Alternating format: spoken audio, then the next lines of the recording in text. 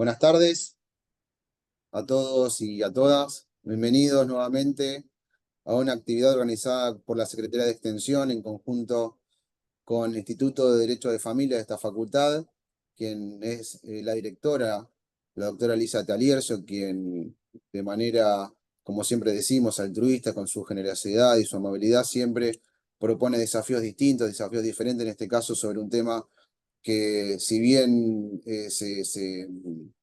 se trae a colación o se conversa durante distintas actividades, siempre es un tema de interés, un tema de actualidad y que es necesario reforzar los conocimientos.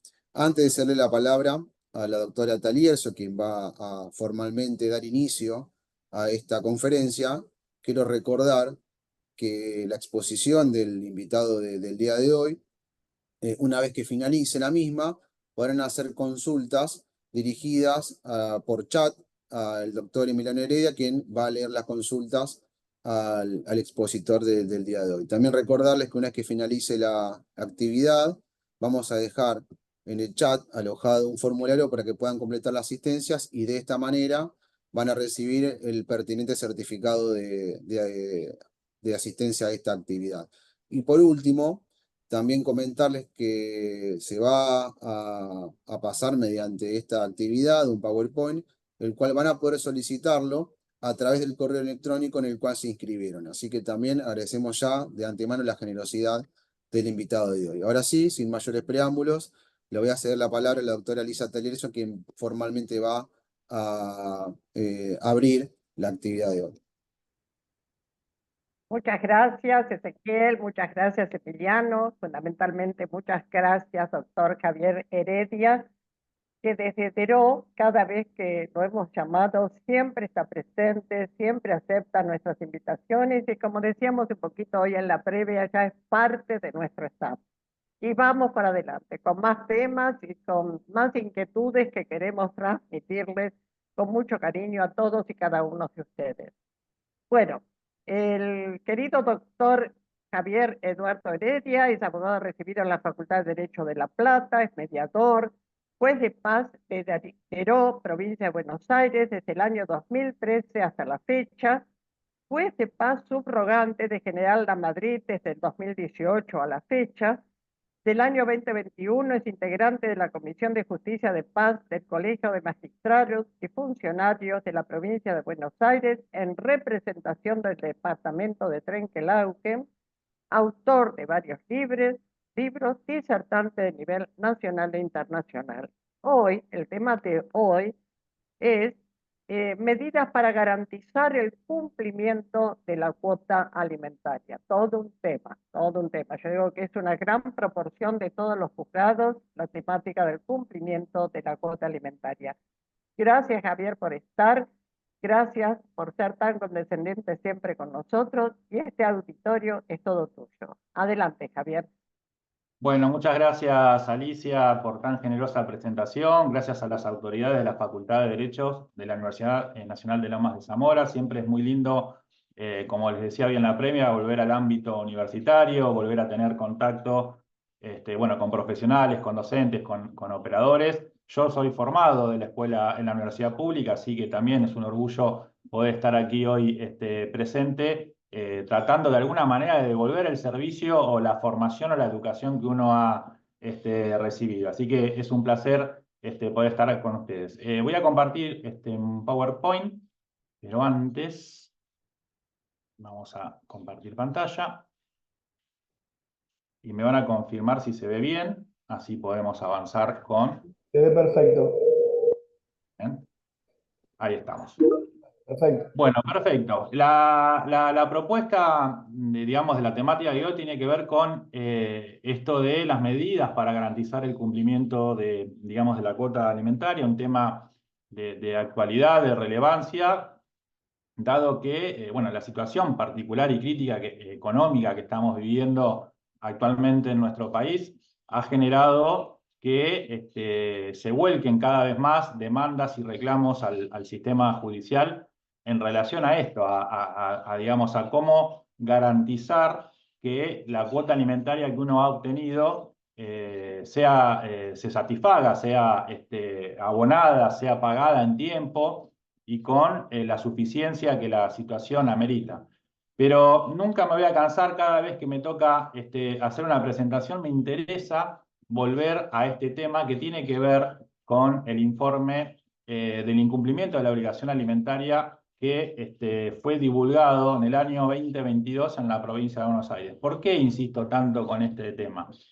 Porque la verdad es que refleja datos que son muy crudos y datos que son muy preocupantes y que debieran ser preocupantes para los operadores, para los abogados, para el sistema judicial, para el sistema legislativo y para el sistema ejecutivo. Los tres poderes del Estado están convocados a resolver o tratar de resolver esta temática. ¿Qué nos dice este informe? Que a su vez es coincidente con otros que paralelamente se hicieron en año más, año menos, pero que en todas las jurisdicciones de nuestro país, más o menos los números dan similares. Esta encuesta que elaboró el Ministerio de las Mujeres de la provincia de Buenos Aires refleja que 7 de cada 10 mujeres prácticamente no perciben la cuota alimentaria o la perciben de manera insuficiente. Es dramático el número, que quizás hoy si se repitiera esta encuesta nos daría seguramente cifras superiores. Insisto, 7 de cada 10 mujeres que tienen o crían a sus hijos y tienen la necesidad de recibir una cuota alimentaria, 7 de cada 10 no lo hacen o lo hacen de manera insuficiente. Y fíjense si en esto claramente no hay un gran grado de responsabilidad del Poder Judicial en esta situación. ¿Por qué? Por todos los andariveles que debe pasar y por todas las cuestiones que deben sortearse, no solo para, primero, acceder a la justicia, en segundo lugar, para acceder a una resolución, a una sentencia que nos proporcione los alimentos que se reclaman, y tercero, y principalmente, que es que esa sentencia se materialice, que esa cuota se patentice de alguna manera en una percepción en tiempo y forma. Y tenemos, que se han registrado por el INDEC cerca de 1 millón de hogares monoparentales donde residen allí cerca de 2 millones de niños. Con lo cual, los números estadísticos nos reflejan una cruel situación social que amerita que se tomen cartas en el asunto prontamente. Sin embargo, en nuestra querida provincia de Buenos Aires tenemos 2 fueros que son convocados a resolver la temática: la Justicia de Paz y los Juzgados de Familia, con 4 formas distintas de llevar adelante el proceso. Porque para poder empezar a desarrollar el tema de las medidas necesarias para garantizar la cuota alimentaria, primero tenemos que obtenerla. Entonces voy a desarrollar unos breves minutitos acerca de lo que es, cómo se desarrolla el proceso de familia y cómo o qué cosas podemos hacer para que eso se acelere y podamos obtener el pronunciamiento que necesitamos para patentizar los alimentos, y luego de ello pasar a pensar qué medidas pueden ser más eficaces a la hora de tratar de garantizar el cumplimiento de la cuota alimentaria. Como ustedes saben, el Foro de Justicia de Paz son cerca de los juzgados de paz son 109 en la provincia de Buenos Aires, pero con competencia en materia de alimentos hay cerca de 80. El resto, hay 100 y pico de juzgados de familia en toda la provincia de Buenos Aires que tienen un sistema procesal totalmente distinto y figuras que intervienen totalmente distintas. En la Justicia de Paz, si les toca litigar en un juzgado de paz con competencia amplia, van a tener que iniciar el proceso de alimentos consistente en la demanda y seguir el procedimiento dispuesto en el artículo 635 del Código Procesal. Si les toca el fuero de familia, pueden encontrarse con 2 posturas diferenciadas. Una que los manda a transitar la etapa previa con los consejeros de familia, es una etapa netamente conciliatoria, o en algunos casos se omite o se saltea, digamos, esta instancia y directamente se inicia la demanda. Pero en todas ellas, lo importante, sea que litiguen en justicia de paz, sea que litiguen en el foro de familia y que incluso en el foro de familia les encomienden transitar la etapa previa, lo importante, y me parece que es fundamental, es el planteo de lo que son los alimentos provisorios. ¿Por qué? Porque son un anticipo de una respuesta jurisdiccional que pueden obtener prontamente para poder paliar la situación que tienen sus clientes o que tienen los justiciables a la hora de hacerse de un resultado provisorio hasta la espera de la sentencia definitiva. Muchas veces uno advierte que esa cuestión es omitida por los profesionales y no se solicitan estos alimentos provisorios. Más allá de esa situación, en nuestro caso, en muchas oportunidades lo hemos fijado igualmente de manera oficiosa. Nada nos impide a los jueces poder dictarlo de manera oficiosa y sepan que, hablando de esto, de lo que tenemos hoy como herramientas procesales, hay un proyecto de reforma que establece la obligatoriedad de fijar los alimentos provisorios en la primera resolución para todos los jueces de todos los fueros. A pesar de esta cuestión social tan acuciante y tan compleja, como les decía yo, todos los poderes del Estado están convocados a tener que inmiscuirse en la resolución de esta situación. Nosotros contamos en nuestra provincia de Buenos Aires con un código procesal que es del año 68, del tiempo de la dictadura, y no ha merecido reformas hasta ahora, a pesar de que se sancionaron y se modificó la Constitución Nacional, se modificó la Constitución de la provincia de Buenos Aires, se incorporaron todos los tratados en materia de derechos humanos,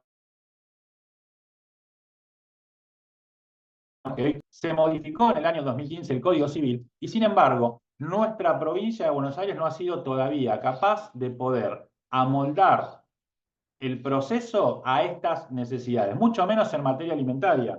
De los últimos dos proyectos conocidos bajo dos gestiones políticas distintas, digo para que nadie piense que hay alguna connotación política en este comentario, han sucedido dos gobiernos de dos colores políticos totalmente antagónicos y en ninguno de los dos proyectos que en su momento presentaron como reformas al Código Procesal de la provincia de Buenos Aires, en ninguno de los dos estaba como prioritario o se trataba o se trabajaba el proceso de alimentos. Con lo cual, seguimos con herramientas que son del año 68 pensadas para una sociedad y pensadas para una situación social totalmente diferente a la cual transitamos. Y en el medio, además, padecimos la pandemia, que también generó, por vía de la reglamentación de la Suprema Corte, a falta de herramientas legislativas, la Corte comenzó vía acordadas, vía acuerdos, vía resoluciones, a modificar de alguna manera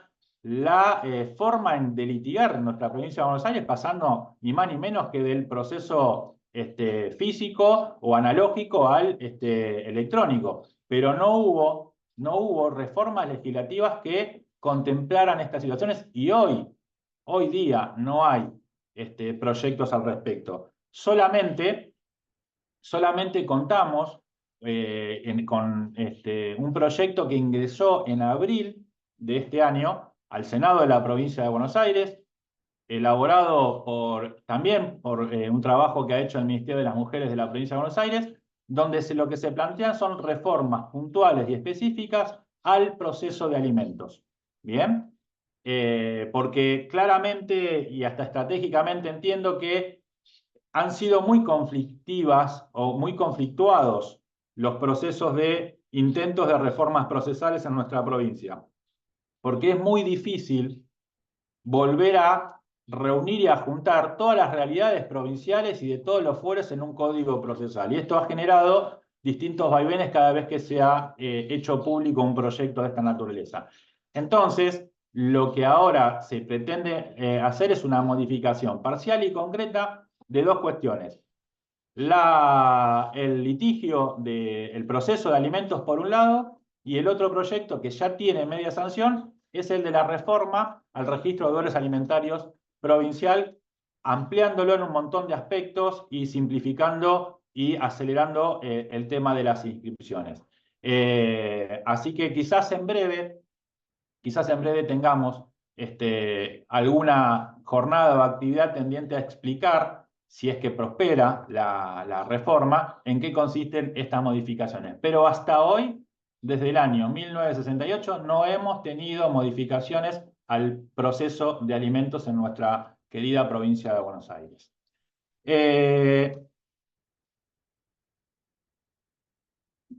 Por eso necesitamos tener clara esta cuestión que tiene que ver con, es muy importante la demanda como primer acto procesal para el reclamo de estos alimentos, en el cual tenemos que definir a cuánto asciende el monto, cuáles son las necesidades y cuáles son el caudal, y cuál es el caudal de alimentante. Son requisitos procesales que nos impone el código actual. Debemos acreditar el vínculo y ofrecer la prueba.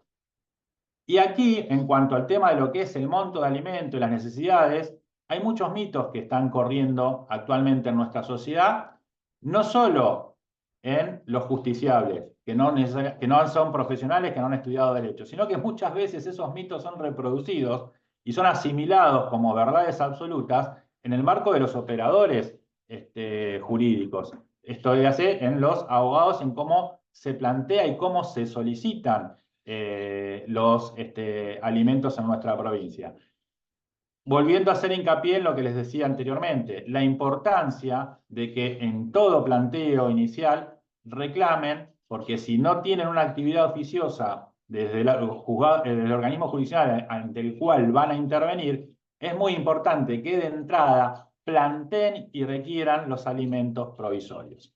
Ahora, la pregunta del millón es ¿cuánto y cómo? ¿Cómo calculo esta cuestión para poder solicitar cuánto pido de provisorio y cuánto pido de definitivo? Los errores comunes son la solicitud muchas veces que se da de porcentajes del salario mínimo vital y móvil, y ahora les voy a explicar por qué. A mi entender es un error. Y muchas veces nos hemos encontrado con que se solicitan porcentajes de ingreso de la persona sin saber a cuántos son sus ingresos, con lo cual, pero como tenemos acostumbrado esto de que las cuotas generalmente se fijan entre el 20 y el 30%, yo le pido eso porque es lo que habitualmente se fija, pero no atienden a la realidad ni a la necesidad del caso en particular. No hay una fórmula única para todos los casos, no hay un porcentaje único para todos los casos, porque en cada caso, por más que se parezcan, tienen todos los casos sus particularidades y entonces deben atenderse esas particularidades en cada caso. No podemos hablar de que hay un estándar único de un porcentaje, el 10, el 15, el 20. ¿Por qué digo que es un error común el tema de atarnos al salario mínimo vital y móvil? Porque el salario mínimo vital y móvil fue una fórmula o fue una unidad de referencia que en algún momento histórico iba de la mano de lo que era el proceso inflacionario. Pero desde hace un tiempo quedó bastante atrás y quedó bastante desactualizada esa referencia, con lo cual seguir pidiendo porcentajes del salario mínimo vital y móvil, ahora lo vamos a ver en un ejemplo que le voy a dar, van a ver que les queda absolutamente desfasado de lo que son las necesidades reales de un niño, niña o adolescente.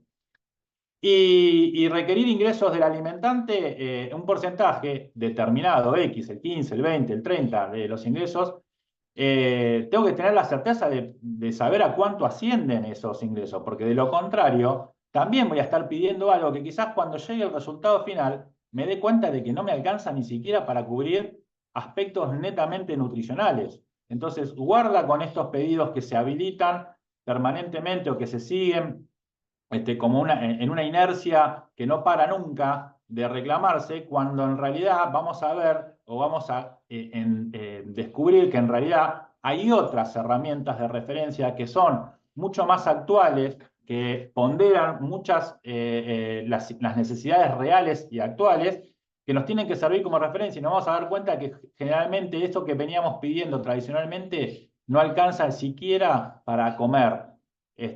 No estamos hablando de alimento en su integralidad, sino de siquiera alcancen para comer. Y otra de las cosas que tenemos que tener en cuenta a la hora de peticionar los alimentos es el cuidado. No podemos divorciar el reclamo alimentario de lo que sucede con el tema de los cuidados, con el ejercicio de la responsabilidad parental. Por eso le pongo cuidado con el cuidado, porque no es lo mismo tener el cuidado exclusivo de un niño o niña adolescente a tener tiempo compartido de cuidados con el otro progenitor, porque la necesidad no es la misma y porque las tareas de cuidado que también deben ser valoradas no son lo mismo si se comparte o si quedan a cargo exclusivamente de una persona. Y ahora vamos a ver de alguno de los progenitores, vamos a ver cómo se mide y cómo se cuantifica y cómo debe ser reclamada esta cuestión. Entonces, saliendo del escenario de los errores comunes, vamos a lo que es la estimación de la cuota alimentaria. ¿Cuántos alimentos provisorios? Pues bien, como parámetros objetivos hoy, a falta de otro elemento probatorio, tenemos una serie de canastas que se informan por el INDEC todos los meses y que se actualizan en función del costo de vida y la inflación que repercute tanto en alimentos como en bienes y servicios, como en las tareas de cuidado. Hay tres canastas posibles. Tenemos la canasta básica alimentaria y la canasta básica total como herramientas primigenias a lo que después es conocida como la canasta de crianza. El INDEC todos los meses en su sitio web publica un informe donde releva todos los datos de la inflación del mes anterior. Y nos informa dos canastas, o venía informando hasta julio del año pasado, dos tipos de canastas. La primera tiene que ver con la canasta básica alimentaria. ¿Qué es lo que mide acá? Para hacerlo sencillo y simple, mide las necesidades nutricionales de una persona adulta de determinadas características y edad, que luego nos sirve como referencia para calcular cuáles son las necesidades nutricionales de un niño o niña adolescente según el sexo y edad que tenga ese niño. Por debajo de esto, estamos hablando de una cuota alimentaria de indigencia. Porque si yo no logro cubrir con la cuota alimentaria la canasta básica alimentaria, estoy diciendo que la plata que le estamos dando o que le estamos definiendo para ese niño o niña adolescente no le alcanza ni para comer. Aspectos netamente nutricionales. ¿Bien? Eso es netamente comida. Luego, tenemos la otra canasta que se publica también en el mismo informe mensual, que es la canasta básica total. ¿Qué mide esta canasta? Bueno, esta canasta le suma a la alimentaria todos los bienes y servicios que se necesita para una persona promedio que vive en el AMBA. Es decir, entra alquiler, entra luz, entra gas, entra educación, entra salud, entran todos los bienes y servicios que componen lo que se define como cuota alimentaria, ¿no? Tenemos una cuestión ahí terminológica, porque hablamos de alimentos, pero en realidad los alimentos no solamente tienen que ver con la comida, sino que tienen que ver también con ciertos bienes y servicios que son necesarios para la subsistencia de una persona. Entonces, estas dos canastas son informadas por el INDEC todos los meses y son parámetros objetivos.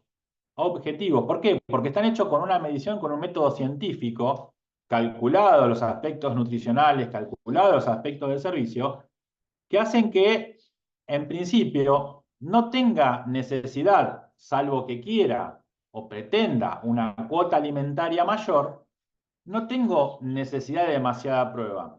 Y en esto vamos a lo que siempre hablamos en relación a las cuestiones que se exigen habitualmente para acreditar o para fijar un alimento provisorio o para dictar una sentencia definitiva. La verdad, y lo dijimos recientemente en un fallo que ahora vamos a avanzar y les vamos a compartir, la verdad es que es imposible pedirle a la gente, generalmente son madres y generalmente son madres que crían solas a sus hijos, que anden juntando tickets de cada gasto que se tiene. Ni hablar si además tienen 1 o 2 hijos de distintos padres. Imagínense la situación, la hipótesis de esta persona yendo al supermercado y que le tenga que decir a la cajera, haceme 3 tickets distintos y poneme el yogur de uno en un lado, la leche de este es para el otro, el fideo es para acá. Es imposible pedir acabadamente toda la documental que haga a ilustrar y poder representar cuáles son las necesidades y cuánto gasta o cuánto costo tiene o demanda en la crianza de un niño o niña adolescente. A falta de esos elementos, si no los tenemos, no los podemos quitar, no significa que lo tenemos que castigar a esa persona con desestimarle la demanda o que le tenemos que fijar un alimento ínfimo, digamos, que no sea de mínima la canasta básica alimentaria, porque tenemos que saber, los operadores judiciales y los no judiciales, que si fijamos cuota por debajo de la canasta básica alimentaria, ese chico no come, ese chico no cubre las necesidades nutricionales básicas y le estamos fijando una cuota de indigencia. Estas canastas nos tienen que servir como referencia, porque si no tengo pruebas, ya tengo un piso mínimo, porque son pisos mínimos estos, no máximos. Ahora bien, si yo pretendo una cuota alimentaria superior, porque tengo un estándar de vida superior a este, y lo puedo demostrar porque tengo X, vivo en determinado barrio, vivíamos en determinado barrio cuando se rompe la relación, hacíamos determinada cantidad de viajes, los ingresos de esta persona son superadoras de estas canastas, la escuela nomás, la escuela a la cual mando a mi hijo es más cara que las 2 canastas juntas. Bueno, en ese contexto claramente va a ser necesaria acreditar la prueba. Pero si no tengo prueba, como sucede en gran cantidad de casos que se les presentan a diario, tienen estos valores de referencia que son muy útiles a la hora de estimar y calcular cuánto puedo pedir de mínimo, de provisorio, y a cuánto puedo aspirar en demanda, y hasta darme cuenta si tengo un ofrecimiento, tengo la propuesta de un convenio o de un acuerdo, para darme cuenta si que lo que me están ofreciendo o lo que se está planteando es razonable o no, o alcanza o es suficiente o no. ¿Y por qué digo esto? Porque muchas veces en la avidez de intentar acuerdos conciliatorios, en la avidez de intentar cerrar rápidamente el tema y el conflicto, se acceden muchas veces a acuerdos que son claramente insuficientes y que les va a generar que a los 2, 3, 4 meses tengan el reclamo del cliente diciéndole, bueno, mira, lo que acordé hace 3 meses ya no me alcanza, ya no es suficiente, necesito una actualización o necesito esto porque las cosas siguen aumentando y esto que pactamos claramente no me alcanza, no es suficiente. Entonces, tengan en cuenta esto y que además estas referencias o estas canastas se actualizan todos los meses. Y la última canasta que apareció en la vida institucional de nuestro país tiene que ver con la canasta de crianza que cobró vida en el mes de julio del año 2023 y que tomó como referencia esto de no solo la canasta básica total, es decir, la canasta que cubre alimentos, aspectos nutricionales, más servicios, sino que además le adiciona ni más ni menos que las tareas de cuidado que generalmente son exclusivas o quedan en su gran mayoría del tiempo a cargo de una progenitora. Y en ese caso, a la canasta básica total le agregan las tareas de cuidado, se cuantifican y en función de esto se establecieron 4 franjas etarias de cálculo, que van de menos de 1 año, de 1 a 3 años, de 4 a 5 años y de 6 a 12 años. Esas son las franjas etarias donde se calculó el costo de cuidado en función de eso y se estimula y se informa todos los meses a cuánto asciende esta canasta, que obviamente aplica a los casos donde el cuidado es exclusivo de una de las partes.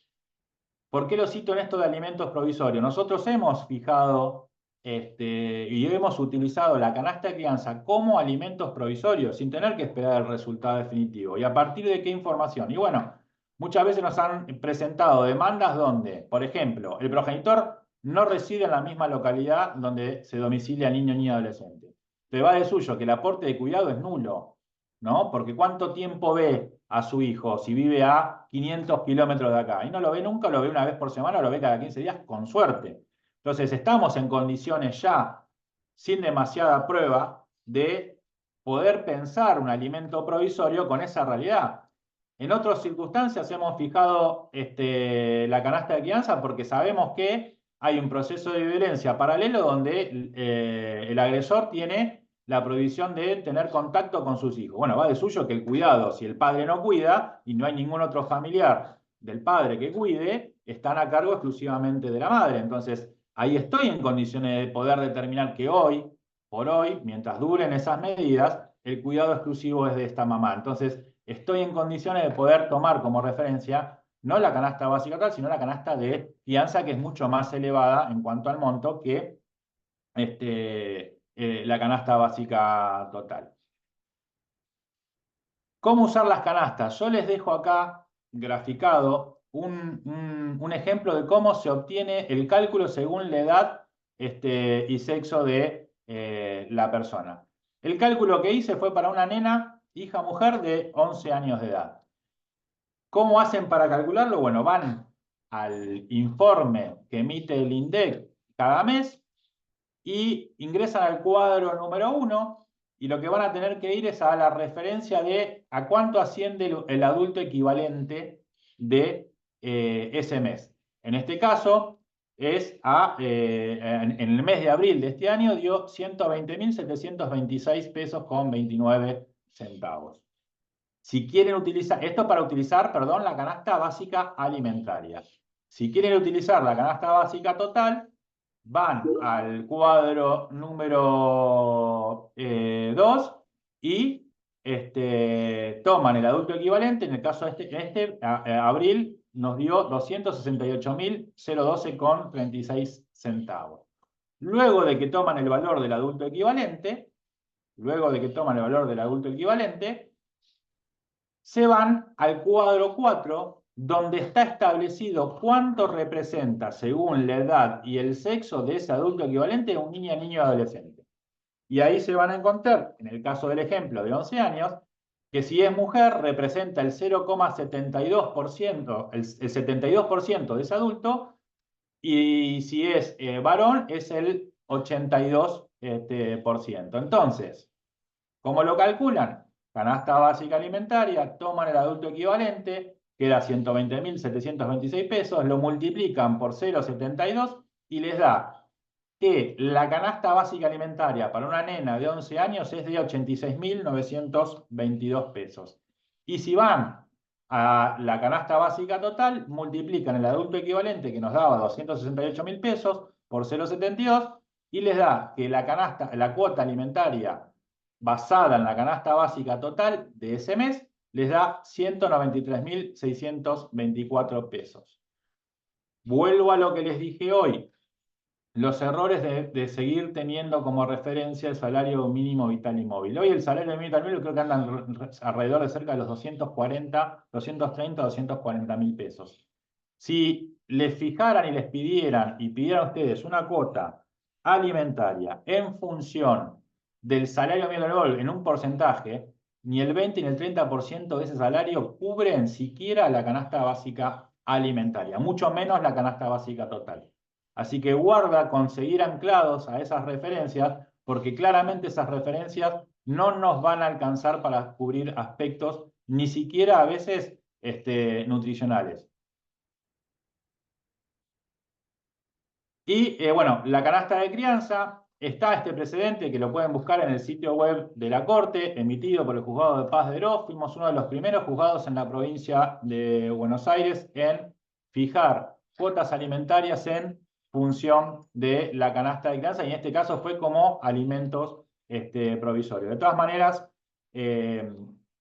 después, al finalizar esta charla, vamos a compartir el PowerPoint, vamos a compartir algunos fallos y un documento que también me interesa que tengan que fue elaborado con un grupo de colegas, en el cual me tocó el honor de participar, que tiene que ver con una guía para la cuantificación de herramientas para cuantificar la cuota alimentaria. Desde julio del año pasado que apareció la canasta de crianza, se hizo a fin de año, a fin del año 2023, un relevamiento por parte del Ministerio de Economía de la Nación, en el cual se detectaron que hubo 22 pronunciamientos en la provincia de Buenos Aires, donde no en todos los casos se fijó totalmente la canasta de crianza, pero sí se la utilizó como un indicador, como una referencia, como un valor. Dice este informe que en promedio los jueces dictaron el 70,8% de la canasta de crianza como valor de la cuota alimentaria, no la fijaron totalmente. Yo en algunas cuestiones discrepo con algunos fallos de cómo han tomado este indicador. Pero bueno, lo importante, lo que se destaca es que el índice de crianza es reconocido como un parámetro objetivo para la justicia, porque necesita prueba, está medido por un organismo oficial que equivale a como básicamente tener prácticamente incorporada una pericia de cuáles son las necesidades medidas de una niña, niño o adolescente. Se toma como dato indicativo y tiene que entenderse que esto es un piso básico. No puede ser el techo, o no debiera ser el techo, pero sí como un piso a falta de otro elemento probatorio. Y que el índice de crianza también lo que permite es agilizar el proceso judicial. ¿Por qué? Porque hay mucha prueba que se ofrece en el proceso de alimentos que es sumamente superflua y tendiente a acreditar un ticket, 2 tickets, una factura, lo que sea, y nosotros quizás ya lo tengamos la medición hecha sin necesidad de tener que recurrir a toda esa prueba que lo único que nos hace es dilatar la resolución final a la cual debemos arribar lo más prontamente posible. Y también está bueno que si este valor o estas canastas empiezan a ser utilizadas masivamente, también de alguna manera son referencias para lograr acuerdos más rápido. ¿Por qué? Porque muchas veces la gente ya va a saber cuáles son los criterios estandarizados en general de los juzgados que están llamados a intervenir. Entonces, muchas veces van a facilitar acuerdos para decir, bueno, mirá, si además tengo que ir a una demanda y tengo ese techo tan alto de cuota alimentaria, no me conviene. Entonces prefiero solucionar las cosas de manera más rápido o extrajudicial. Y saben muchas veces que eventualmente, si ese criterio es conocido y ese criterio es reinante en general en la provincia de Buenos Aires, ya saben de antemano los que son alimentantes, digamos, reticentes, con qué se van a encontrar como pisos mínimos, con lo cual no tiene sentido muchas veces el litigar por el litigar, o sea, saben de antemano qué les va a pasar en caso de continuar y avanzar con el proceso, dilatando el proceso. Con lo cual, es importante que estas referencias empiecen a ser tenidas en cuenta tanto por los abogados como por los operadores judiciales. Ahora, ¿qué pasa con la canasta de crianza en relación a la franja etaria que va de los 12 a los 18 años? Recordemos que es un instrumento innovador, muy bueno, muy positivo, pero se nos quedó, como una crítica constructiva, a medio camino en el sentido de que solamente midió las tareas de cuidado hasta la franja de edad de los 12 años. Sin embargo, cualquier persona que conozca a un adolescente o que tenga hijos adolescentes sabe perfectamente que igualmente demandan tareas de cuidado, demandan tareas de supervisión, demandan tareas de estar permanentemente con ellos. Pero sin embargo, el instrumento de medición se quedó hasta ahí y sé que se está trabajando para modificarlo, pero por ahora tenemos solamente la franja etaria. Ahora, ¿qué pasa con los que quedaron entre los 12 y 18 años? Bueno, recientemente, el 23 de agosto de este año, se conoció un fallo de nuestra autoría, del Juzgado de Paz de Deró, donde hicimos una construcción y una interpretación analógica de la situación, porque teníamos que definir y determinar el monto de una cuota alimentaria para un adolescente de 16 años, del cual no teníamos medido el costo de cuidado, pero sí teníamos, porque la canasta de crianza no lo contempla, pero sí teníamos la canasta básica total de la cual les hacía yo referencia recién. Entonces, ¿qué hicimos? Combinamos, sumamos la canasta básica alimentaria total, representada para un adolescente varón de 16 años, y le sumamos las tareas de cuidado medidas en la última franja etaria. Porque, como ustedes habrán visto, la tarea de cuidado, a medida que va aumentando la edad del niño y adolescente, se va reduciendo. ¿Por qué? Porque van logrando más autonomía el niño. Entonces son más elevadas cuando son, o más intensas las tareas de cuidado cuando son chiquitos, bebés, o tienen escasa edad, y se va reduciendo en la misma proporción en la que aumenta la edad de ese niño y adolescente. Bueno, entonces tomamos como referencia el último indicador, que era para la franja que llegaba hasta los 12 años. Por eso dice 2x1 en cuotas alimentarias, la repercusión que tuvo en el diario judicial la noticia de este fallo, que también está actualmente, si ustedes entran a las novedades jurisprudenciales, está en el portal de la Suprema Corte de Justicia de la provincia. El fallo lo pueden descargar de ahí. Nosotros lo que hicimos fue combinar ambas situaciones. ¿Y saben cuánto nos dio esta canasta para un adolescente de 16 años?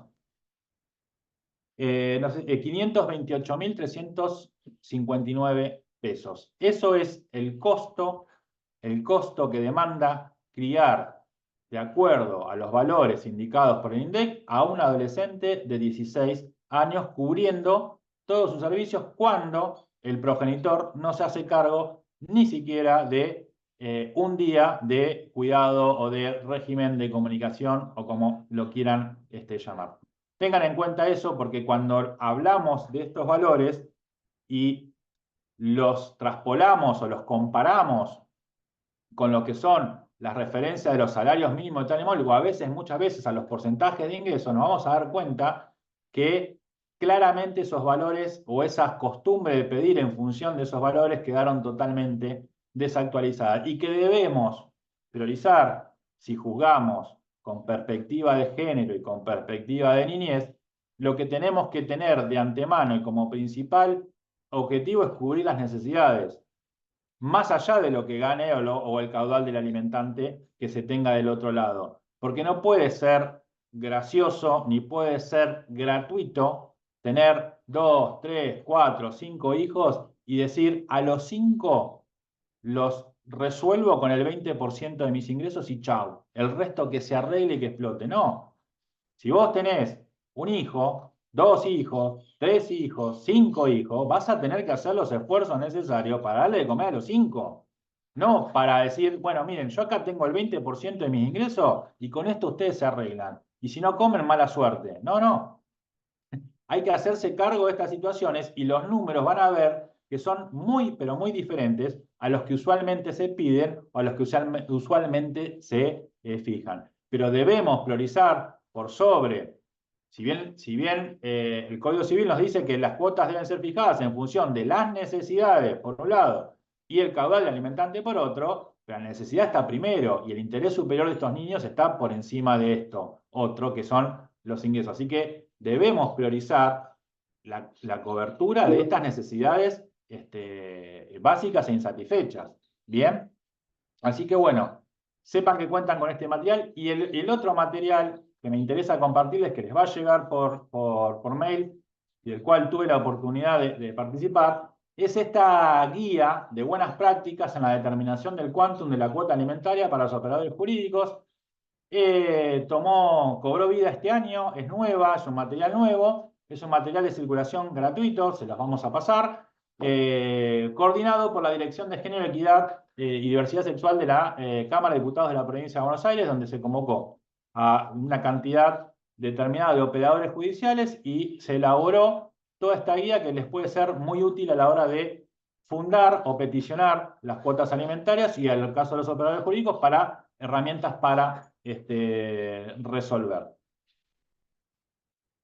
Hablando de la eficacia de lo que tiene que ver con el asegurarse la cuota alimentaria, antes de obtener una sentencia, o antes de tener la fijación de un alimento provisorio, también sepan que el artículo 550 del Código Civil y Comercial les autoriza la posibilidad de solicitar alimentos futuros. ¿Cómo? Pudiendo disponerse la traba de medidas cautelares para asegurar ese pago, ya sea los alimentos provisorios o ya sea los alimentos definitivos o convenidos.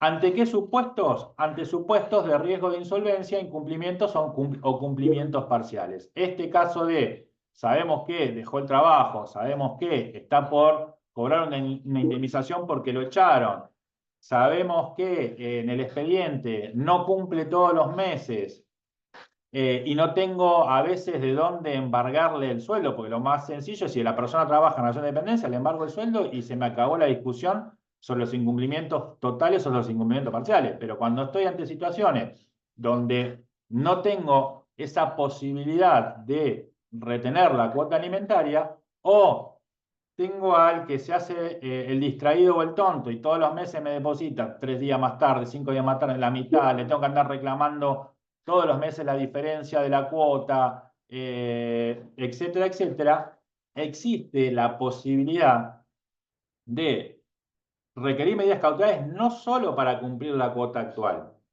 sino, lo más importante, es para garantizar la cuota futura, que el próximo año o los próximos meses, de alguna manera, se trae una medida cautelar para que esta persona no sea insolvente y me deje pagando y se frustre el cobro de la cuota alimentaria. Ese alimento futuro que puedo solicitar para que se cautele puede tener un monto cierto o un monto incierto. Y está, en su caso, la posibilidad del obligado al pago de la cuota a ofrecer una sustitución por otra garantía suficiente. En nuestro caso, recientemente hemos ordenado, y esto fue confirmado por la Cámara de Apelaciones, por ejemplo, por darles un ejemplo de los múltiples que pueden darse, ordenamos el embargo de una indemnización de un proceso que estaba en trámite en un tribunal de trabajo. La parte actora tomó conocimiento de que se estaba por pagar esta indemnización. El alimentante tenía reiterados incumplimientos en el expediente, y lo que nosotros hicimos fue embargarle el equivalente a un año y medio, creo fue, de cuotas alimentarias. ¿Por qué? Porque es el tiempo o el cálculo que hicimos y que fundamentamos en la resolución, destinado a que consiga otro trabajo. Ahora, ese embargo que se hizo de esta indemnización laboral no se le entregó a la progenitora para que lo usara a gusto y pachero un año adelantado de cuotas alimentarias, sino que se colocó en plazo fijo. De manera tal de que si la persona no cumple con la cuota alimentaria o la paga parcialmente, empezamos a usar ese fondo para integrarla o para cumplir la cuota alimentaria. Ahora, si el alimentante viene, como dice ahí, con una medida cautelar que me garantice la eficacia de la cuota, puede sustituir y decir, me llevo el dinero, pero te dejo, no sé, por ejemplo, este auto a embargo, o esta casa a embargo. Te sustituyo la medida cautelar con un bien que sea suficiente como para responder a esta cuestión. Pero interín no lo haga, embargamos la indemnización, la tenemos colocada en un plazo fijo, y en función de si va cumpliendo o no va cumpliendo, se van deduciendo, descontando las cuotas alimentarias mes a mes. Es una herramienta que no todo el mundo utiliza, y sepan que la tienen como operadores para poder asegurarse cuando están ante estas situaciones, riesgo de insolvencia, incumplimientos o cumplimientos parciales, sepan que tienen esta herramienta para tratar de garantizar la eficacia de la sentencia o de los alimentos provisorios que tengan. No necesariamente tienen que tener la sentencia definitiva.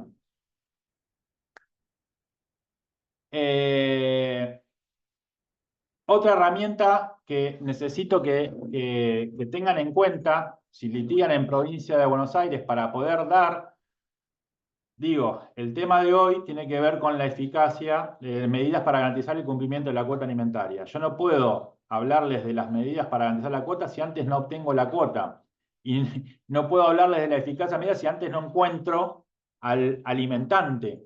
¿Está? Que como muchas veces sucede. Bueno, ¿Qué herramientas tenemos hoy para dar rápidamente cuando a veces se desconoce, realmente se desconoce el paradero y el domicilio del alimentante? ¿A dónde lo notifico? Ya sea de los alimentos provisorios o ya sea de el proceso de alimentos, de la demanda. Bueno, desde hace un tiempo, la Corte Suprema de la provincia de Buenos Aires, en nuestro caso, hizo un convenio con el Registro Nacional de las Personas y le habilitó a todos los organismos jurisdiccionales la posibilidad de la consulta de este registro.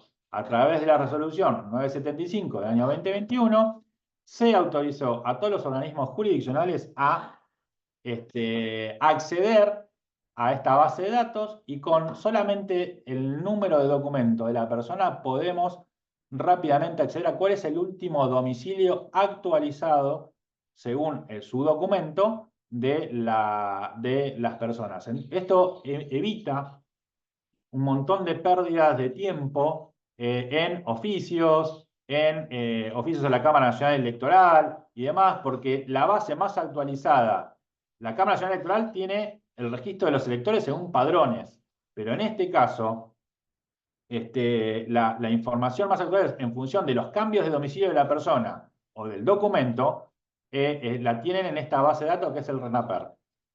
Todos los organismos cuentan con acceso, así que se los tienen que pedir. La resolución para fundarla es esta, la 975/2021, y ustedes lo pueden pedir sin tener la necesidad de emitir un oficio o emitir un pedido de informe y una contestación. Con un solo clic nosotros accedemos, damos con el informe y lo subimos digitalmente a la demanda. Y también sepan que cuando no encuentran a la persona, no encuentran la actividad del demandado, que también los organismos jurisdiccionales contamos con la posibilidad de la consulta del Registro Nacional de la Propiedad Automotor. Y en este caso, dos cosas aparecen de este informe que pueden ser importantes. La primera es si esta persona tiene o no tiene vehículos a su nombre. Si tiene vehículos a su nombre, ya tienen un bien con posibilidad de embargar, ¿bien? Porque ya tienen un activo, que en este caso se trata de un automotor o motos. ¿Bien? Ambas cuestiones van a aparecer acá. Pero también, desde este lugar, salta como información si esta persona está autorizada a conducir algún vehículo. Es decir, no solo vamos a tener qué vehículos están a su nombre, sino además si está autorizado a conducir un vehículo. Y si está autorizado a conducir un vehículo, significa que muchas veces podemos dar con relaciones de empleo que no están registradas, ¿bien? Pero que sin embargo, por una cuestión de que tiene que manejar o una moto, un camión, una camioneta o un auto, salta por este lado que si le extendieron una autorización, aunque no lo tengan registrado en la FIP como empleado, esta persona les va a saltar dos cosas. Una es que tiene la autorización y la otra es que seguramente puede haber ahí, en esa autorización, una relación de empleo no registrada. O también pueden detectarse a través de esta información que quizás haya una maniobra de esconder el patrimonio. Muchas veces dice, tengo el dinero, si lo pongo a mi nombre me lo embargan por cuota alimentaria, lo pongo a nombre de un fulano, un tercero, un prestanombre, pero tengo la autorización para manejar. Bueno, va a tener que explicar ese autorizado en el proceso de alimento, en el contexto, en el marco de qué extendió esta autorización para que este fulano maneje ese vehículo. Que va de suyo que si las características del vehículo son de un camión, una camioneta, algo, seguramente hay una actividad laboral detrás de esto. Y tienen la otra vía para la cual ustedes pueden acceder como abogados al respecto del último domicilio o actividad que no necesariamente tenga que ver con la relación de empleo, pero sí como actividad autónoma. Sepan que tienen gratuita la consulta del padrón de la FIP, donde con obtener el número de quit, si ustedes tienen el documento del alimentante, tienen la posibilidad de consultar por Google el quit de la persona. Obtenido el quit de la persona, ingresan a la página web de la FIP y le van al link que es constancia de inscripción y ahí les va a saltar si esa persona está o no está inscripta y en qué actividad y en qué domicilio. Bien, así que acá tienen 3 herramientas y también vía registro automotor, volviendo al informe anterior, también pueden detectar el domicilio en función de en qué registro de la propiedad automotor tiene esa persona el vehículo, con lo cual son 3 formas directas e indirectas de poder dar con el domicilio de una persona prontamente o rápidamente sin tener que gestionar miles de pedidos de informe y estar con el confronte del oficio, con el libramiento, con el diligenciamiento, con toda esa actividad que se genera cuando con 3 o 4 clics ya obtienen rápidamente esta información. Y esta otra herramienta que también es poco utilizada es la consulta de la obra social CODEM, que la tienen en la página web del ANSES. ¿Qué les informa esto? Bueno, ni más ni menos que si la persona tiene registrada en función de su quit o su documento una obra social. Si la tiene, si aparece activo en este padrón, es porque está en relación de dependencia. Entonces, con esta simple consulta ustedes obtienen, si desconocen el domicilio de la persona, desconocen qué actividad hace, antes de iniciar la demanda consultan esto y van a obtener ni más ni menos que cuál es la actividad económica, pues les va a saltar la obra social que tiene según el rubro de actividad laboral, y a su vez les va a saltar o les va a salir el quit de la empresa o el empleador que lo tiene registrado esta persona. Y con ese quit que obtienen del CODEM, van a la página de la AFIP que les mostré recién, piden la constancia de inscripción de ese quit y les va a saltar el nombre completo del empleador y su domicilio, y ahí van a poder dirigirle el oficio de embargo de la cuota, el pedido de informe de cuál es la actividad, desde cuándo está trabajando, cuánto gana, demás.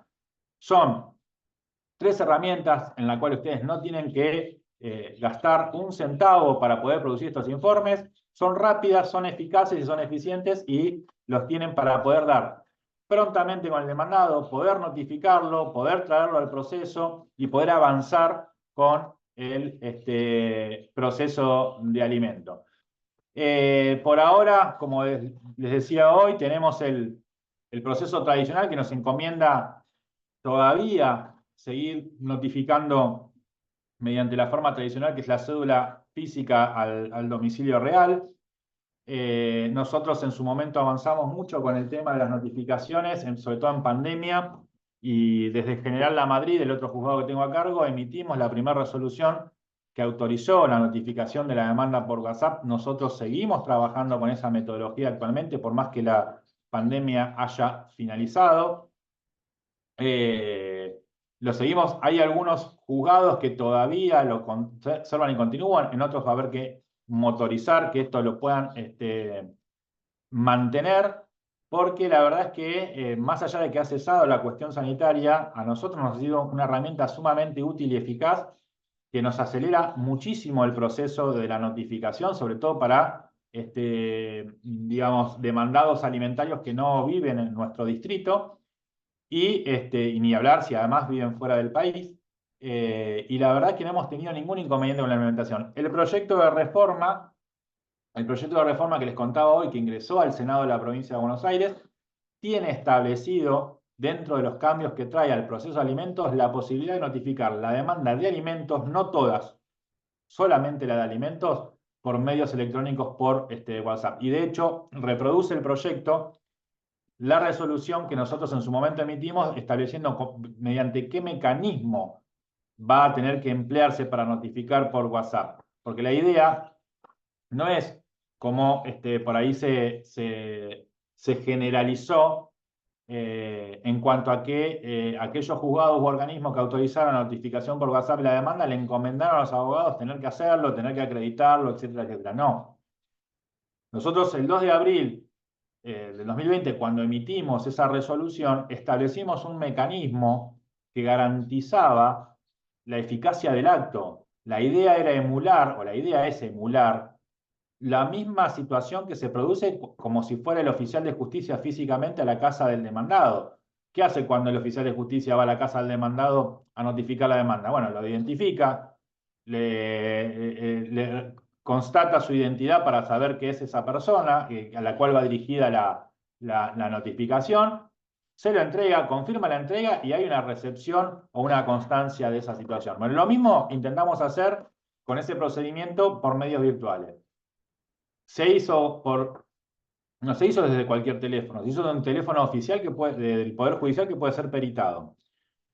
La llamada consistía en que intervenga un funcionario público que podía dar fe de que identificaba a la persona, identificaba la titularidad de la línea, de la empresa, por si después había que pedir informes. Se garantizaba la identidad de a quien iba dirigida esa notificación. Se garantizaba mediante ese procedimiento que la persona utilizara WhatsApp como mensajería, como sistema de mensajería, y se le enviaba y se elaboraba un informe del resultado de esa notificación. Pero bueno, el proyecto de reforma recoge esa experiencia y la incluye ahora en el proyecto de ley. Bueno, esto es lo que vimos recién. Para acelerar y llegar ya a la parte de, digamos, de lo que es las sentencias y la aceleración del proceso para obtener la misma y luego ir a las medidas del incumplimiento. En la provincia de Buenos Aires contamos con el procedimiento previsto en el artículo 635, que establece que luego de interpuesta la demanda se va a notificar al alimentante y se convoca a las partes a una audiencia conciliatoria prevista en el artículo 636. Es una audiencia personal, donde la idea de la intervención de esta audiencia es que se formule o se llegue a un acuerdo. Ahora, no es lo mismo transitar esta audiencia con una fijación previa de alimentos provisorios a que si no lo tienen. Y la verdad es que ahí uno se encuentra muchas veces con pronunciamientos antagónicos en nuestra provincia respecto de que hay organismos que prefieren que se celebre primero esta audiencia y luego fijan los alimentos provisorios. Para mí, en la experiencia, no hay nada mejor que fijarlos de entrada y que la persona ya sea convocada al proceso de alimentos con una fijación de esos alimentos provisorios y que tenga que sentarse a intentar arribar a un acuerdo con un número mínimo puesto ya. Y no es lo mismo, créanme que no es lo mismo que a no tener absolutamente nada al momento de la celebración de la audiencia. Tiene penalidad la inasistencia, la penalidad es una multa y la fijación de una audiencia prevista en el artículo 637, por la cual se le vuelve a dar una última oportunidad al alimentante, se lo convoca a una última audiencia y se le advierte que si no viene, se va a fijar la cuota alimentaria con las constancias que estén en el expediente. Pero si no hay acuerdo, esta es una oportunidad procesal muy importante para sanear la prueba. ¿Por qué digo esto? Porque tenemos que, insisto, buscando y pensando en la eficacia procesal y en la celeridad que se le puede imprimir con las herramientas que tenemos actuales al proceso de alimentos, la falta de acuerdo nos tiene que generar o aprovechar la oportunidad de esta audiencia para sanear la prueba, es decir, y definir qué cosas son las que están pendientes de probarse o qué cosas son las controvertidas, cuáles son los hechos litigiosos, los hechos controvertidos, y fuera de ello, toda la demás prueba no tiene nada que ver, no tiene razón de ser y se puede prescindir de la misma, se puede desistir de la misma, es una oportunidad para dialogar con el organismo y que eso sea saneado y que los próximos pasos del proceso sean solamente producir los hechos que nos van a terminar de reflejar o revelar lo que tenemos que discutir y lo que no, que quede afuera. Y eso evita que el proceso de alimentos se eternice. Tienen que tratar de aprovechar estas instancias y generar o fomentar esta práctica para que el proceso se simplifique y se discutan realmente las cuestiones que son necesarias para arribar a la cuota alimentaria. El ejemplo que siempre doy es el de los testigos. De costumbre o de práctica se ofrecen 5 testigos en la demanda. Ahora, cuando uno les pregunta, no hay acuerdo, le pregunta a la parte, en el marco de esta audiencia, ¿para qué son estos 5 testigos? La mayoría me dice, digo, estos 5 testigos están en condiciones de poder determinar a cuánto asciende las necesidades de su hijo. No. ¿A cuánto gana el alimentante? Muchas veces no. ¿Y para qué están ofrecidos? Y los 5 testigos están ofrecidos para testificar que es la mamá la que está al cuidado de los niños o de las niñas o de quienes estén involucrados en el litigio. Y resulta que esa cuestión no está discutida, porque no ha sido controvertida por el alimentante, por ejemplo. Entonces, generar 5 audiencias testimoniales de gente que no me va a aportar absolutamente nada porque el hecho no está discutido, no está controvertido, es una buena razón para invitarlos a que esa prueba sea desistida, porque eso no está en discusión. Lo que está en discusión por ahí son si tienen o no tienen los recursos económicos para afrontar la cuota que se reclama. Entonces, es importante que lo vean de esta manera, que lo analicen de esta manera para poder simplificar el proceso y arribar rápidamente a la sentencia que estábamos todos esperando para poder avanzar con su ejecución en caso de que no se cumpla. Pero a su vez, también es de buena práctica y nosotros instamos a que en materia, digamos, probatoria, cambiaron las reglas con la sanción del Código Civil y Comercial. Y se estableció el principio de la carga dinámica de la prueba. El 709 del Código Civil nos dice que la carga de la prueba recae finalmente en quien está en mejores condiciones de probar. Entonces, digo, a la hora de intervenir por parte del alimentante, ¿alcanza con decir no tengo plata? No, esas no son las necesidades de mi hijo, de mis hijos. ¿Es una conducta loable, de buena fe procesal, solamente limitarte a negar las necesidades o a negar o a decir que eso que es una locura o es una barbaridad lo que se está reclamando de cuota? Bueno, quien está en mejores condiciones de probar cuáles son sus ingresos, cuál es su actividad y a cuánto ascienden esos montos, es para el alimentante, no para la parte actora. Con lo cual, nosotros, sabiendo de antemano esa situación, no tenemos que esperar al final del proceso para valorar la conducta o para exigir o para hacer cumplir este principio procesal de la prueba incluido en el Código Civil y Comercial. Entonces, cuando sabemos que esta persona está en relación de dependencia, le imponemos y le exigimos que venga a la audiencia del artículo 636, a esa audiencia que está prevista para intentar formular un acuerdo, que venga con sus últimos 3 recibos de sueldo para poder verificar esos números. Bajo procedimiento de que si no lo hace, vamos a tener en cuenta esa conducta, se va a aplicar las presunciones y las disposiciones del artículo 386, y a su vez, tiene que tener en cuenta de que si yo después tengo un informe de la AFIP que me informa los ingresos del alimentante, ese informe no tiene en cuenta cuáles son los descuentos de ley. ¿Está?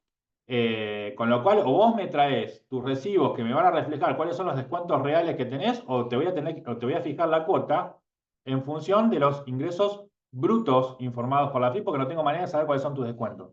Entonces, es muy importante que estos principios y estas cuestiones se empiecen a hacer valer, y si el organismo ante el cual ustedes tienen que litigar no tiene esta impronta o esta cuestión, sepan que pueden pedirlo. ¿En base a qué? Y con fundamento en el 709, la carga dinámica. Entonces empiecen a exigir en sus demandas que se cite al alimentante y que le hagan traer esta documental al momento de la audiencia prevista en el artículo 636. Y si la persona a la cual tengo que traer el proceso es una persona que trabaja como autónomo o monotributista, también le tienen que pedir. En el caso del monotributista es mucho más sencillo porque según la categoría ya tengo informado cuántos son los ingresos presumidos anualmente por la AFIP. Pero si es autónomo, le puedo requerir, en lugar de los últimos 3 recibos, traerme las declaraciones juradas de ganancias y bienes personales que hayas presentado, para poder saber cuáles son tus números en función de esas declaraciones.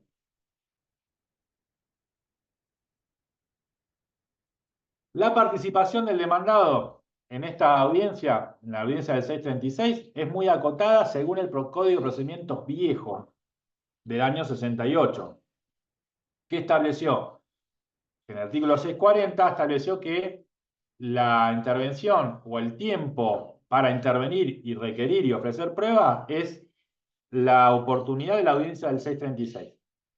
Y solamente dice el Código Procesal que puede acompañar prueba instrumental y en su caso solicitar informes cuyo plazo de diligenciamiento no podrá exceder el plazo para dictar sentencia. Sin embargo, esto claramente se vio modificado. Esta acotada intervención, sobre todo en materia probatoria del demandado del alimentante, se vio modificada por lo que vimos recién, por el artículo 709 en cuanto a la carga dinámica y en cuanto a las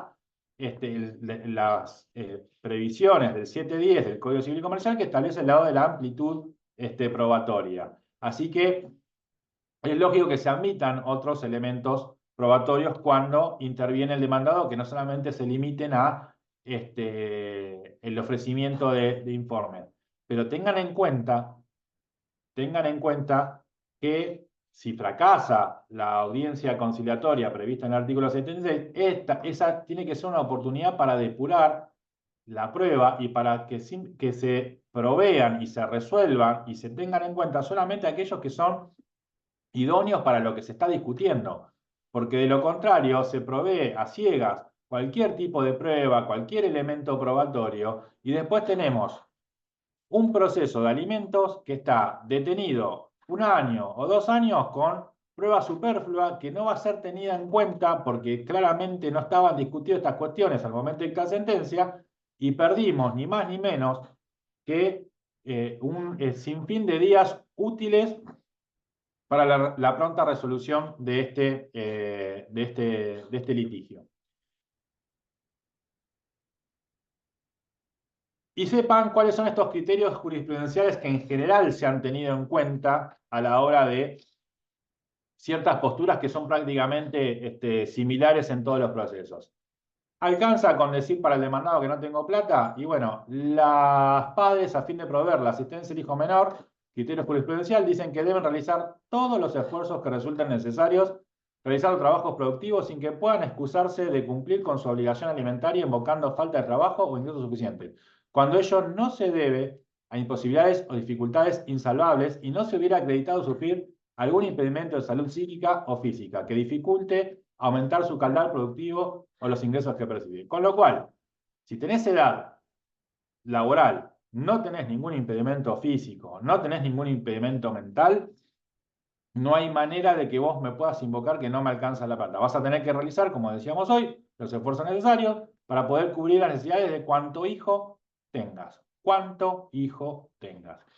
Y si renuncia al trabajo, práctica también lamentable y bastante frecuente de algunos deudores alimentarios renuentes, si renuncia al trabajo, lejos de ser considerada una cuestión atenuante para reducir la cuota, para suspenderla o para modificarla, la renuncia, no el despido, la renuncia a un trabajo regular, en realidad lo que se presume es que es hecha para ir a una situación laboral mejor.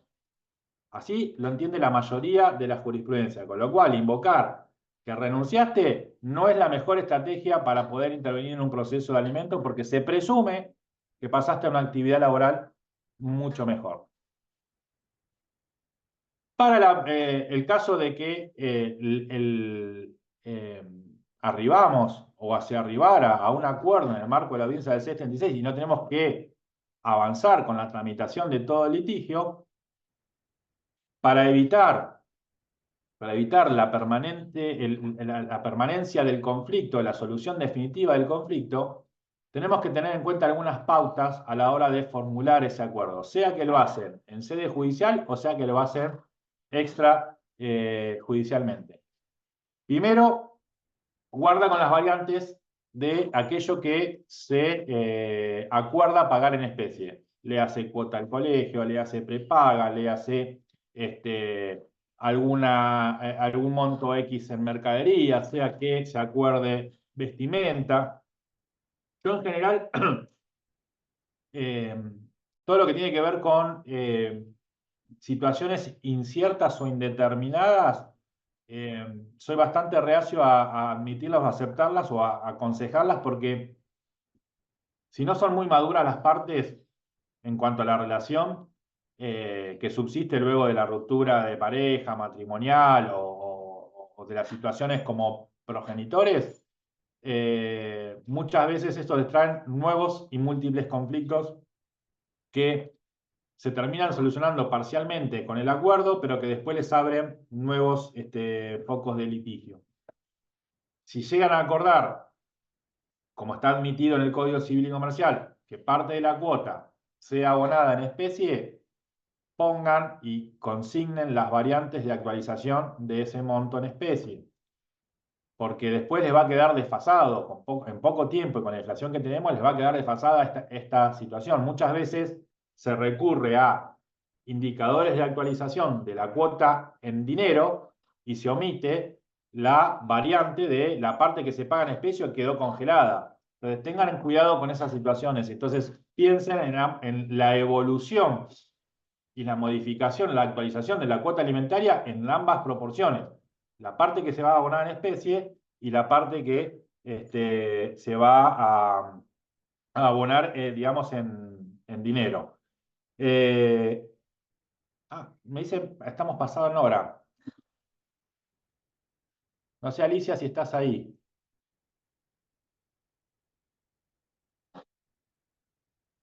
Javier, ¿cómo estás? Interesantísimo, pero yo no sé si la facultad tiene algún Zoom a posteriori. El horario era hasta las 5 de la tarde.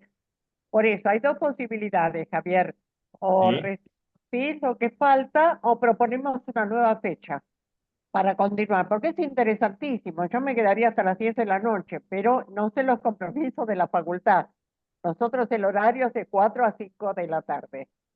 Pues es que lo tenía agendado como que era hasta las 6, por eso me quedé tranquilo y iba tranqui, más iba administrando el reloj, pensando que estábamos bien para pasar a la parte del incumplimiento. Pero como quieran, yo no tengo ningún inconveniente.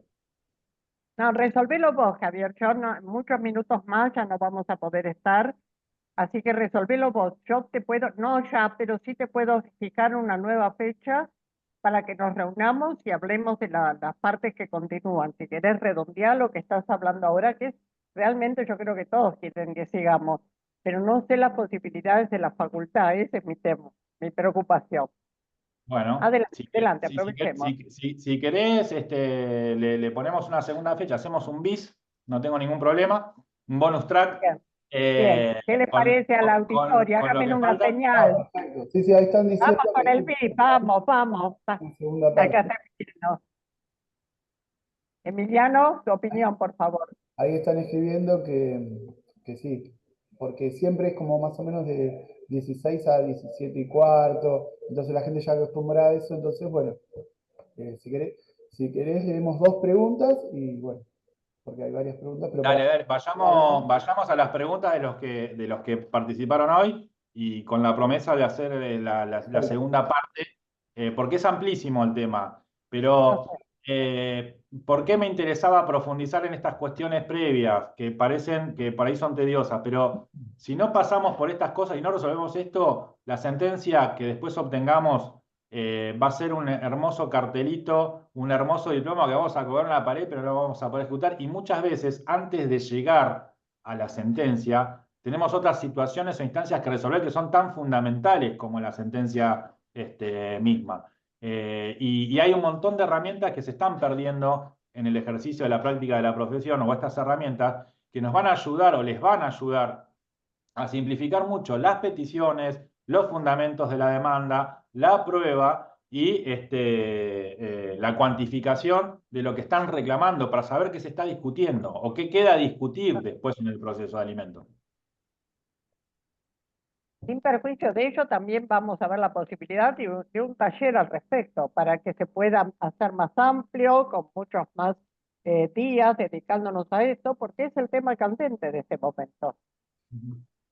Bueno, gracias, te agradezco, Javier, que me hayas comprendido. No, No, por favor, y sinceramente, perdóname el no, error mío de pensé que estábamos hasta las 6 de la tarde, así que dije, bueno, íbamos a entrar, terminamos esta cuestión que tiene que ver con con las actualizaciones de la cuota para ir de lleno ya después a las medidas. Pero no hay problema, hacemos una segunda etapa de la charla, ningún Una problema. segunda etapa, yo a la brevedad, no tengo en este momento la agenda, les voy a avisar.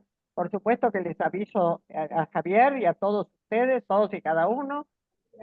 Y va a ser a la brevedad, porque donde encuentro un huequito, ahí lo vamos a poner. Bueno, voy a leer una Y hacer las pregunta preguntas. que se hizo por el tema de las cuentas, que habló hace un ratito. Matías Catán pregunta, ¿cómo cambian estas cuentas cuando el tiempo de cuidado es igual para ambos progenitores? Ejemplo, mitad de mes cada uno y tienen ingresos similares. Lo que cambia es, a ver, que claramente en ese supuesto no vas a aplicar la canasta de crianza, porque hay un cuidado compartido, que es a lo que el código nos lleva. Ese es el espíritu de la modificación que hubo al respecto en todo lo que tiene que ver con la responsabilidad parental y el cuidado. Claramente ahí no vas a aplicar estos indicadores ni esta referencia. La canasta está pensada. La canasta de crianza está pensada para las hipótesis que se dan en la gran mayoría de los casos, que es un progenitor solo a cargo de casi el cuidado exclusivo de los niños y niñas y adolescentes. Ahora, si hay tiempo compartido, se va a ponderar, obviamente, ese cuidado y la cuota se va a resolver con otras referencias. Que esté la mitad de tiempo cada uno con los progenitores no significa que no se deba cuota. Eso me parece importante destacarlo, remarcarlo. ¿No? Lo que va a haber es una cuota en proporción a esas situaciones o al nivel de vida que se quiera mantener de ese niño, niña, adolescente. Pero claramente ahí no va a aplicar la canasta de crianza porque la canasta de crianza está pensada para otra situación o otra hipótesis. Bueno, vamos a leer otra de Lorena Gerosa. Si renuncia a un trabajo en blanco y toma un trabajo en negro, ¿se puede geocalizar el nuevo trabajo y comunicarle al empleador que ese empleado debe pagar alimentos?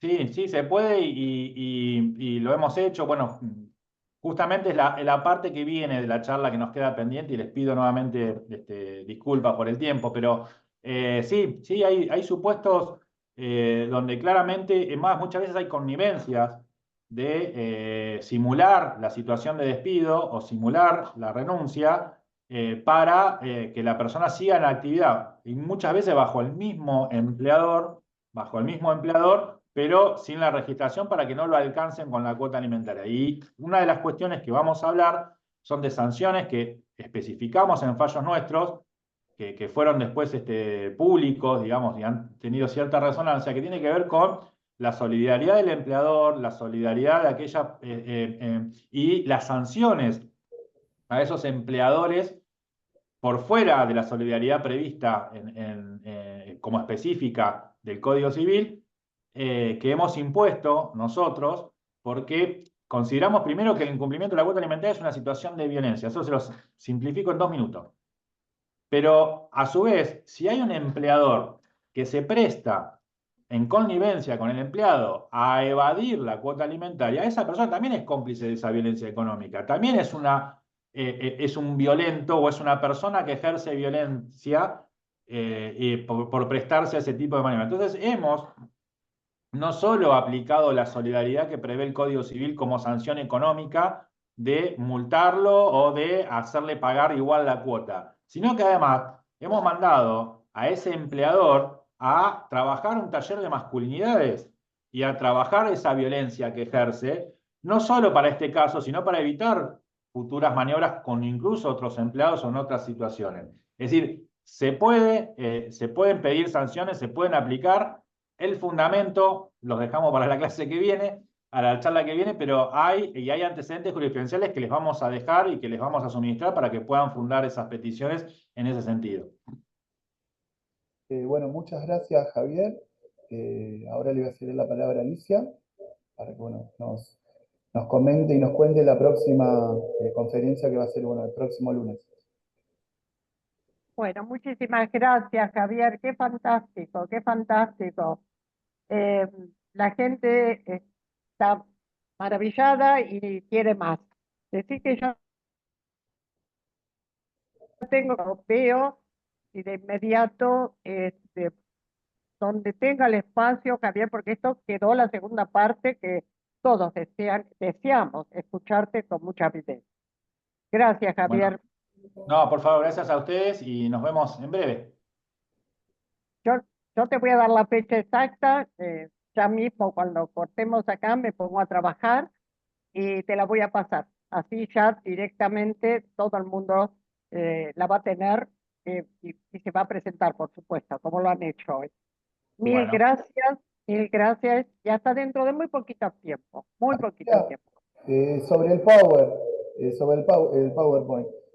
Va a estar cuando se termine la clase, la próxima, cuando se haga la próxima, se va a entregar, para que Bien, lo sepan todos. bien, Así bien, bien. perfecto. Sí, podemos- lo mismo que los fallos que Bueno, son Deró y todo eso, se los vamos a suministrar, no hay problema. Perfecto. perfecto. Muchas gracias. Buenas tardes. Muchísimas gracias. Qué generosidad. Muchísimas gracias.